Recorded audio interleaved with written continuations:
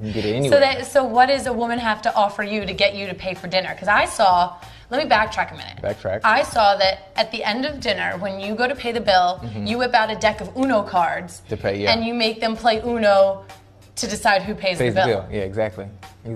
And if I went to dinner with you and I lost at Uno, I would have to pay. Yeah, you would have to pay the bill. It's 50-50. You guys always fighting for equal rights, right?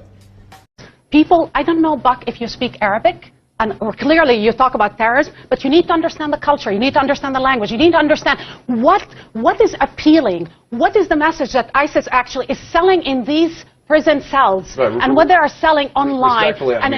I served in Iraq and Afghanistan targeting people that were doing beheadings, that were building suicide vests. I mean, so I was dealing with that at a very specific level. What I'm saying, and it's already too late when they become jihadists. This point about discrimination, by the way. It's not discrimination. No, you mentioned discrimination specifically. A very clear, counter-terrorism inside communities made by the community themselves. We could go back to the transcript. With all due respect, white people like yourself who doesn't understand the language, doesn't understand the culture, and doesn't even know I don't understand what that has to do with trying to prevent people from blowing up buses and trying to annihilate. That's already too late. That was my job. That's what I'm speaking to on this issue. Well, you're speaking about before intervention. You're also saying that people who aren't able to assimilate properly, there are a lot of people who are disenfranchised who don't strap on suicide vests, who don't decide that they're going to go join a foreign fight in a foreign country as part of an imperial venture and kill as many innocent civilians in their home country. This is exactly the argument.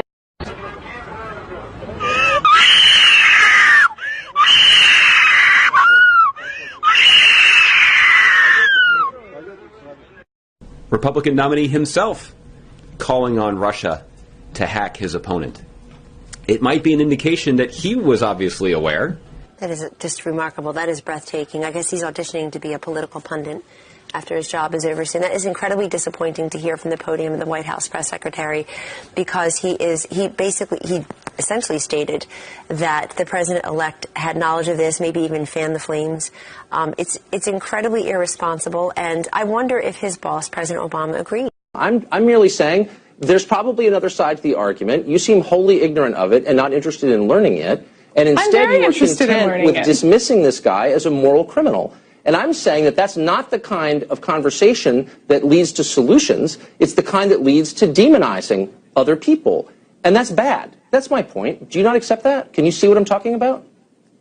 I see what you're talking about, that name-calling and hate speech and toxic rhetoric is how we've derived at this point. We have a president-elect who has built a whole campaign cycle around it. You just compared this guy to Hitler, and then with a straight face, you're going to accuse him of engaging in hate speech. I mean, I'm sorry, I can barely hear the irony alarm is so loud in the background. I don't want to be cruel to you. This man, Donald Trump, has appointed as his chief strategist and top advisor, Steve Bannon. Are you going to tell me that Steve Bannon is not a white supremacist, is not an anti-Semite, that he is putting that very ideology in the Oval Office? Yeah. All right. Well, you got the hand gestures down, but the argument leaves something to be desired. Aaron, thanks a lot for joining us. I appreciate it. We've got a lot of big news. Why do white people have a right to affirm their life? Because all lives have value. Really? How? How so? Why does white life have value? Well, I think my for life who? has White, no, excuse me. For who? Our argument is that white life is wrong. Why? Our argument is that we should never affirm white life. That your argument of just affirming all life in general is not good, especially not good for black people when white life itself is based off of black supremacy. Why shouldn't we affirm my life? You're probably white.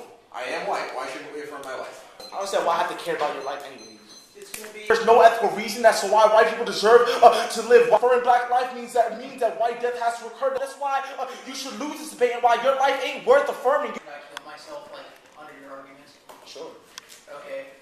So should Odie kill himself? I don't see why not. Why should we do that? How does that help? It's ethical. How is it ethical? We all have some form or another of privilege. Why does that mean we should kill ourselves? Because you have white privilege. Why does having white privilege necessarily mean I should kill myself? Why shouldn't I, like, struggle against this structure? Sure, struggling against the structure means putting yourself on the line, putting your body on the line. Do it. Affirm your suicide. That's cool. That's very good. I mean, it's one little form, it's one little step in the right direction.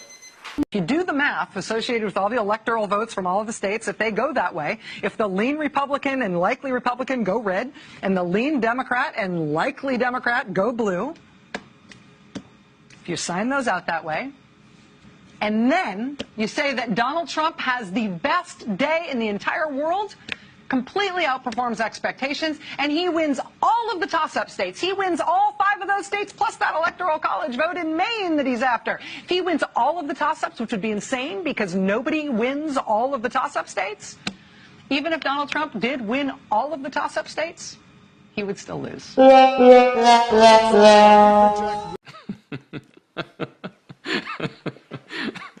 Look at that. Now Barry has some guts. Now, with only a couple weeks and one expensive taxpayer-paid vacation left, and you're going to be a cowboy?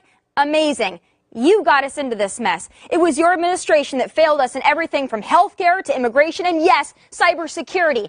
Now you're going to get revenge on the Russians because they allegedly exposed the DNC BS for what it really was, and your shorter, rounder legacy protector lost the election? Convenient time to grow a spine, bud. Michelle Obama said yesterday that there's no hope.